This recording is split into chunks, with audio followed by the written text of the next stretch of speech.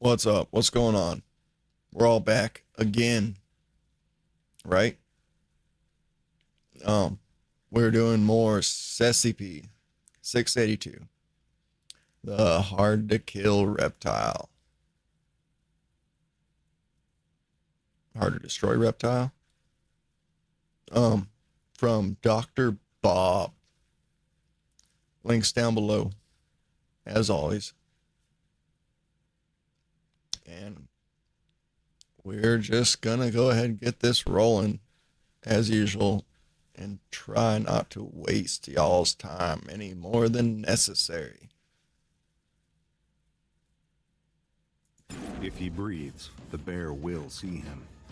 Lying flat on his stomach, the boy has no choice but to watch as the hulking brute eats his father before his very eyes.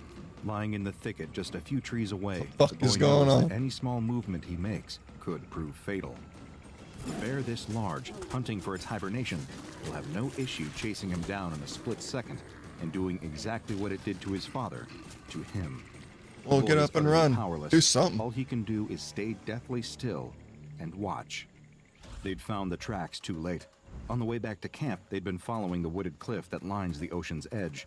Bows and salmon slung over their shoulders, they'd been so proud of their catch and the prospect of bringing it back to the tribe that they hadn't kept their wits about them. By the time they'd seen the enormous What are they, in the cavemen? dirt, the sound of lumbering footsteps were already echoing through the trees behind them. The boy's bow is too far out of reach. So they're not He dropped cavemen, it when but his father pushed him into the thicket. He's got the knife hanging at his side, but he doubts it's long enough to even get through the bear's fatty hide. In contrast, the only thing protecting him from its bite is the leather hide slung across his shoulders and a woven garment from the tribe's elders. One slash of the bear's claw, and he'd be. A breeze ruffles his hair. The boy's eyes widen in horror. That wind hadn't come from in front of him, but from behind, blowing his scent, his fear, directly towards the bear's nostrils. The boy plants his muddy palms into the dirt, staring at the animal. Its nostril twitches, then twitches again. It half turns its head, sniffing the air. Maybe it won't bother with him. The bear's turning back to its meal already.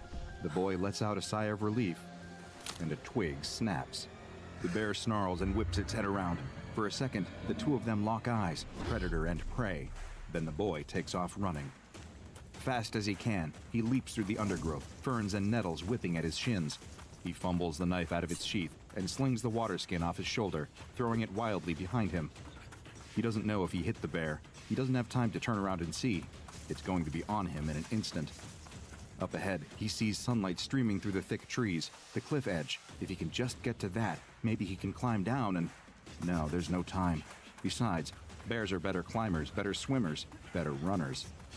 All the boy can hope for is that he's a better jumper. Him and the boys from the tribe have leapt off plenty of cliffs along the shore, but never these ones. There are too many rocks, too many shallows. What's going on? But the thundering of four enormous paws behind him is looming larger and larger. He can almost feel the bear's hot breath. I mean, on the we know back of what's his going neck. on, but like, There's nothing for it. Here goes. what are we talking about bears The trees for? clear, the sun blasts his skin, a claw slashes at his back, and the boy launches himself into the air. The wind carries him. The weightlessness of wheeling his arms and legs through the empty sky is almost enough to make him laugh with joy, until the boy looks down. The cliff is higher, much, much higher than he'd realized. His momentum carries his torso forwards into a tumble. He's not going to land straight, and he can see jagged rocks everywhere beneath him. The boy closes his eyes and crashes into the sea. All of the air is slammed out of his lungs. His knee hits something hard and sharp in the water.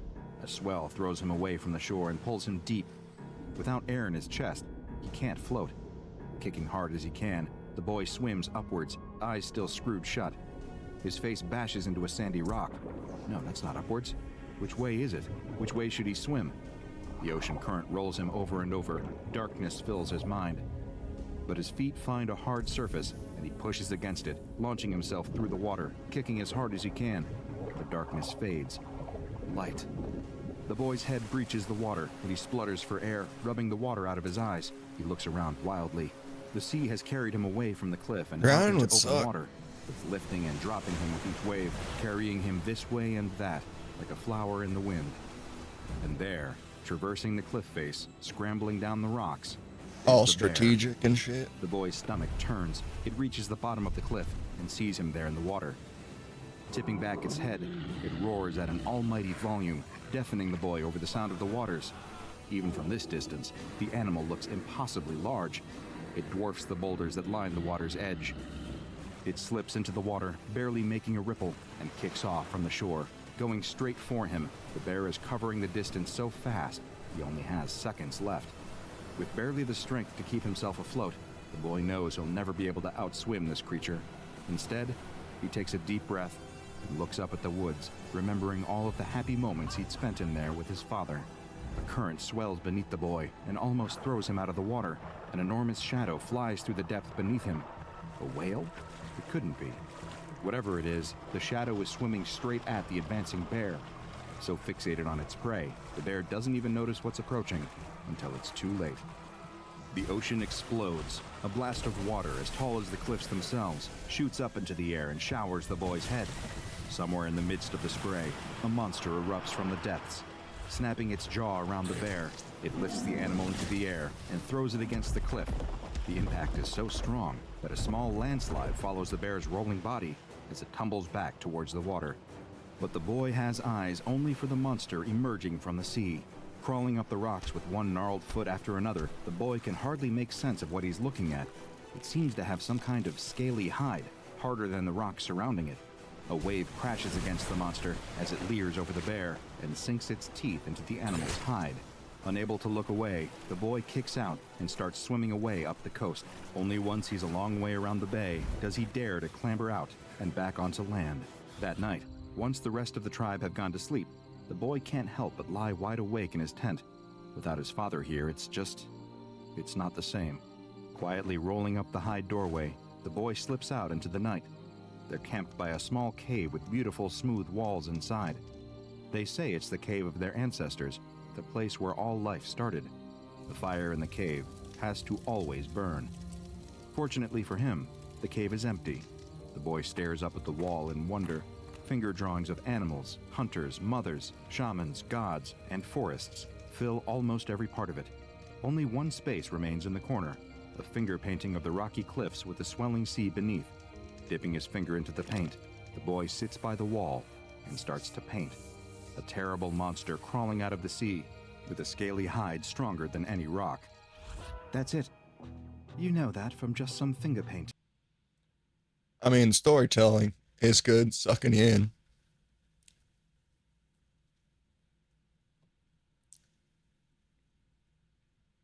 We're like a third of the way through this, and we've just talked about a bear the whole time, though. The archaeologist turns to the group of researchers surrounding him in the cave.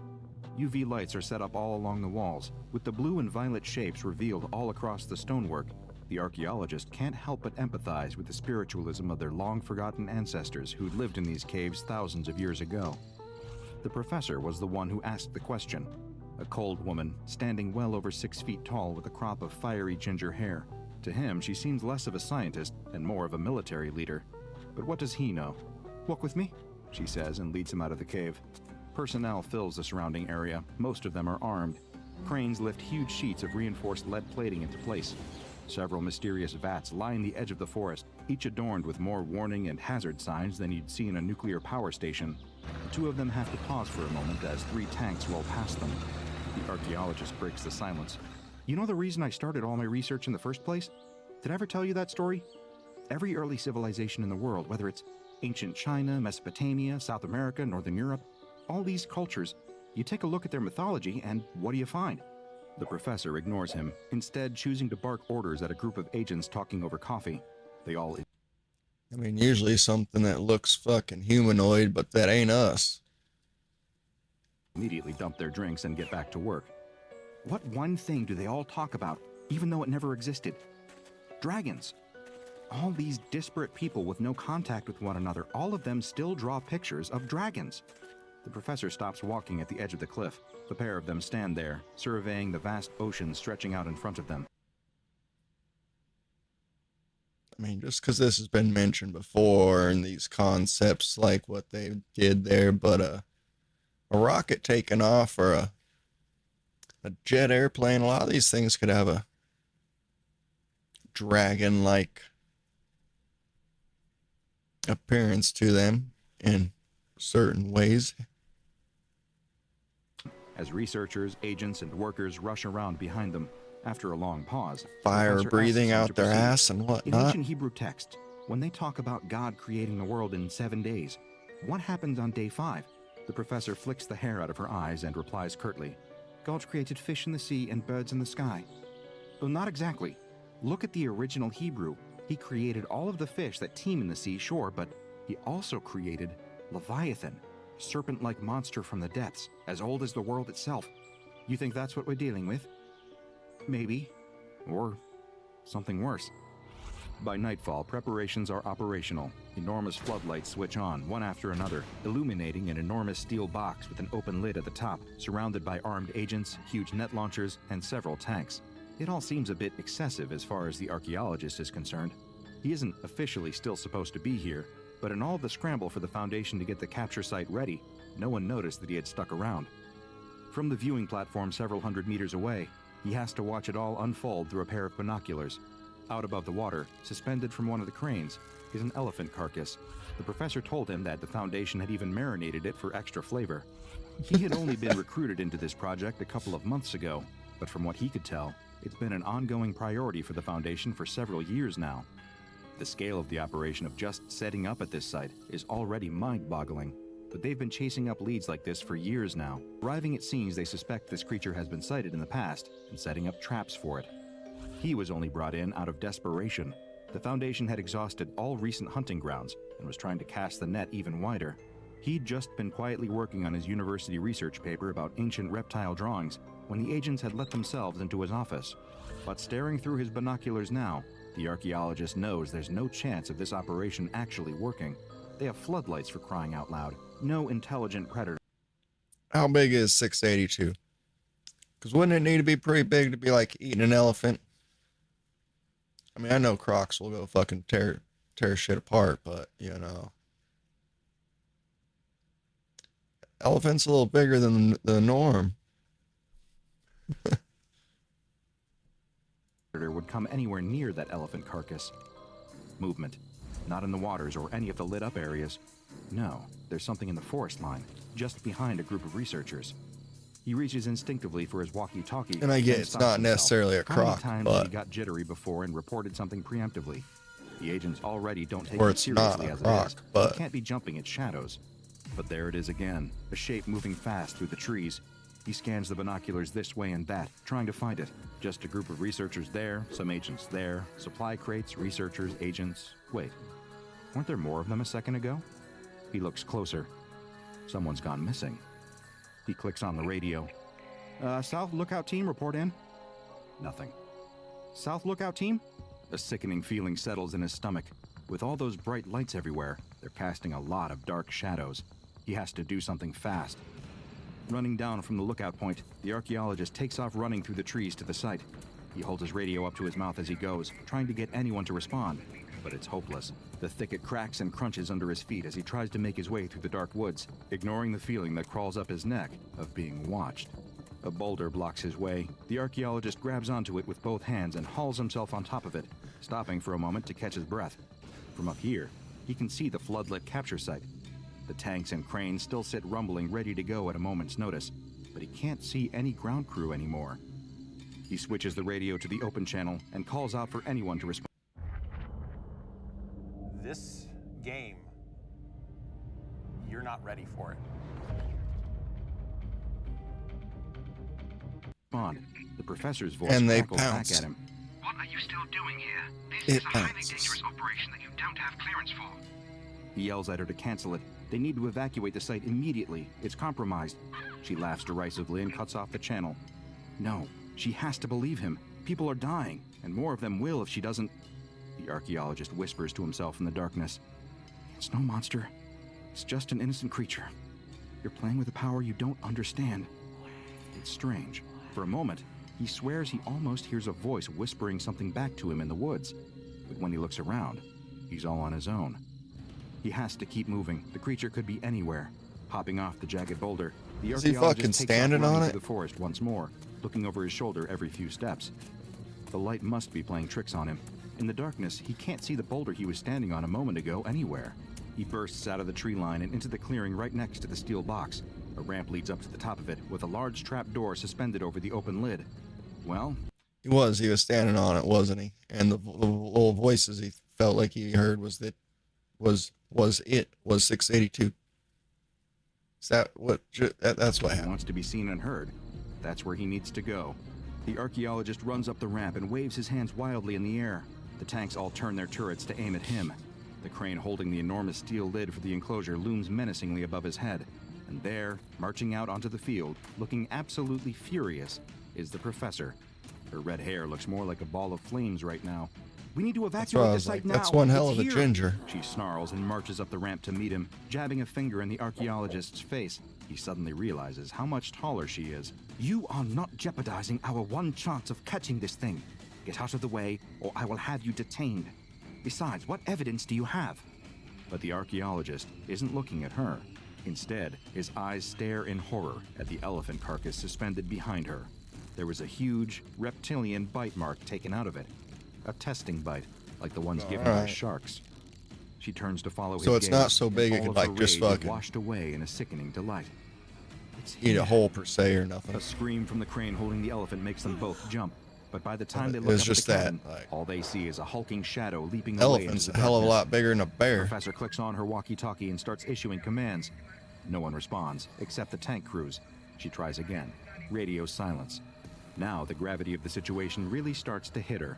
Eyes wide with panic, she runs off down the ramp, barking into her radio and leaving the archaeologist up here on his own. Suddenly, under all of these lights, he feels very exposed. It could be anywhere in the shadows. Footsteps, heavy planted footsteps, tremor through the ground, and out of the woods walks the creature. Several meters long, fat from all of its hunting, the beast that would soon be known as SCP-682 slinks into view. It looks up at him, standing there on the trap door over a metal box, and looks like it's almost ready to laugh at how easy this will be. Boom! The tank blast hits the creature square in the torso, knocking it sideways. Boom! Boom! Boom! The three tanks open fire one after the other, laying round after round into the colossal reptile, kicking more and more dust into the air. Before long, there's a crater in the ground so large that it looks almost like an asteroid hit it. Smoke and dust fill the air. The archaeologist's eyes fill with tears. That majestic creature, roaming the earth long before mankind ever did. Majestic. Exterminated, just like that. Cowards. I don't know That's about what people majestic. really are. Cowards. But as the dust clears, true, though. a groaning sound echoes around the clearing. The archaeologist shields his eyes and peers into the crater as best he can, but there's nothing there. Boom! He wheels around and almost falls backwards in shock.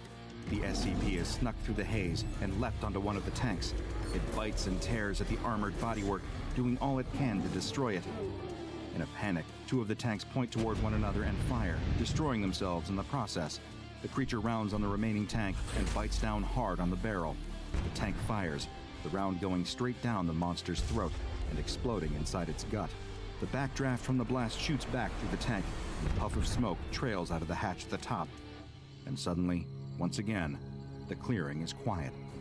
Turning back to the archaeologist, SCP-682 slinks towards him, smoke still curling up out of his leering teeth. With heavy, thunking steps, it climbs the ramp towards him, stopping just short of the trap door. The two of them stare each other in the eye, predator and prey. Neither move for a moment. Then it opens its mouth. The archaeologist closes his eyes. Do you know that you disgusting creatures deserve this? He opens them. Did the monster just speak? What do they hope to accomplish by attacking me? He gulps hard. That whisper he heard in the woods, the rock he'd been standing on. They're scientists. Scientists always try to learn more things, understand the world better. We think you can't be killed, so they're testing their hypothesis. The creature growls. The stench of rotten flesh fills the archaeologist's nose. It takes a step towards him, then another. The archaeologist runs. He'll leap off the other end of the platform. It's a big jump, but he could make it. The predator's breath is on the back of his neck. He jumps, just as the trapdoor gives way. With an enormous thud, the SCP falls into the steel enclosure. Before it has a chance to move, the crane unhitches the steel lid, and it crashes down into place, sealing the monster inside. The archaeologist lands in the dirt and rolls onto his back to see the professor, wild-eyed and cheering, up in the crane's cabin.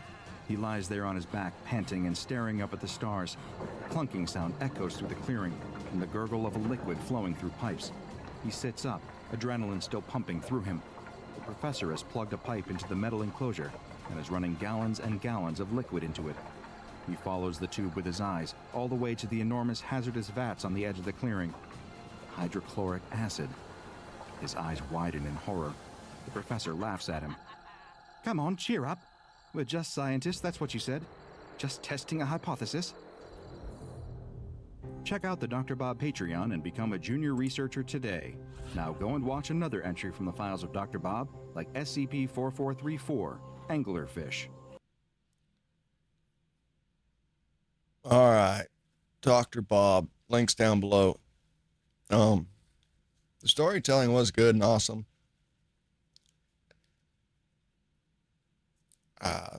Seemed like a lot of wasted time, or the whole first half of this video seemed unnecessary. And it feels like they skipped over, unless I just missed it fully. Like, how does the SCP even know? Like, this wasn't their first encounter then, because they're already knowing it's unkillable or believing it's unkillable. So I don't know. It just seemed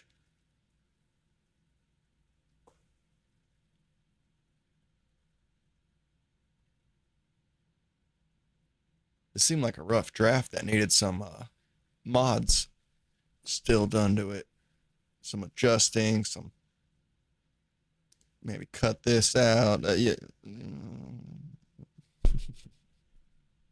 It's my 2 cents, Y'all, till next time, take it easy.